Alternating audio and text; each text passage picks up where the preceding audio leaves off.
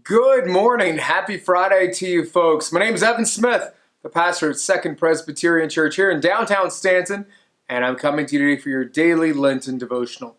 Today we're taking a look in the Gospel of Mark at a classic passage, verses 28 to 34, talking about what is the greatest commandment.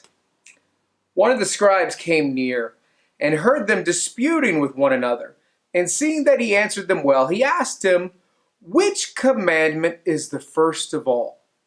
Jesus answered, "The first is, Hear, O Israel, the Lord our God, the Lord is one. You shall love the Lord your God with all your heart, and with all your soul, with all your mind, and with all your strength. The second is this, you shall love your neighbor as yourself. There is no other commandment greater than these." Then the scribe said to him, "You are right, teacher. You have truly said that he is one, and besides him there is no other, and to love him with all the heart, and with all the understanding, and with all the strength, and to love one's neighbor as oneself. This is much more important than all whole burnt offerings and sacrifices." When Jesus saw that he answered wisely, he said to him, "You are not far from the kingdom of God." After that, no one dared to ask him any questions. So the scribe asked Jesus, what's first? And first doesn't mean what's that first one written chronologically? It means primary. What's the most important? And Jesus answers, originally was what's called the Shema, which is the Hebrew word that means hear. Hear, O Israel, the Lord our God, the Lord is one. And then he transitions into love the Lord your God, basically with everything that you are. And he says the second is like it. Love your neighbor as yourself. And note, he's not divorcing these things. It's like these things are becoming a both and situation. You don't just love God or neighbor. To love God means you have to love your neighbor. And hopefully, if we practice loving our neighbor, that will also then lead back into greater love for God.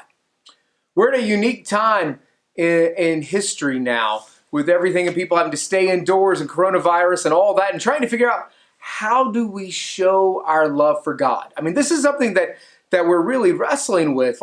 If we can't meet, if we can't get together, how do we love our neighbor? How do we show our love? Right now, one of the easiest ways to do that is to stay in. And as we continue in this and we get tired of that, there may be times that we actually do have to go out, for food. I mean, I don't have much more than a couple weeks worth of food at our house. And even still, we're running out of other things. I was actually at Food Line a few days back, and I had disinfectant wipes. And anything I touched, I was touching with that. And so I was opening a freezer door, and before opening the freezer door, I wiped that handle down with the disinfectant wipe, and then using the wipe, opened the door. And there was this older gentleman who looked at me and he kind of snickered and kind of laughed at me. And I thought, that's okay. You don't have to think much, but I'm trying to do this now, not just to protect me, but to protect you. And I think that's a very tangible way right now that we can show love is to stay indoors. I think another way that we can do that is actually perhaps, as I said yesterday, to be able to knock on a door to our neighbor to say, is there anything you need, to check in on them. Another way perhaps is if you are involved in a faith community, or if not, just check in on older folks who may be feeling especially vulnerable and offer to go get them something. Maybe those restaurants that have so wisely begun to plan to-go meals and pick up something for them. Or if you know there's someone that you, or suspect that there's someone that may be struggling with some things, maybe just showing some kindness in other ways would be a great thing to do at this point. Because loving others is not an option, basically, for people of faith. We have to do that. John, in the epistle of 1 John, he'll say, if you don't love your brother or sister that you can see, how can you say you love God who you can't see?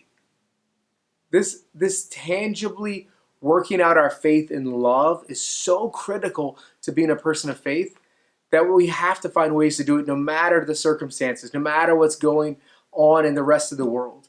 And so up to date, you will be striving to find ways to tangibly show love to others.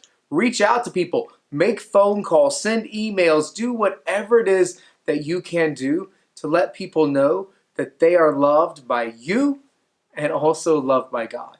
And that is your word for the day. If you enjoyed this, please click the like button, maybe even share it on your own page. Thanks a lot. Have a great day, and goodbye.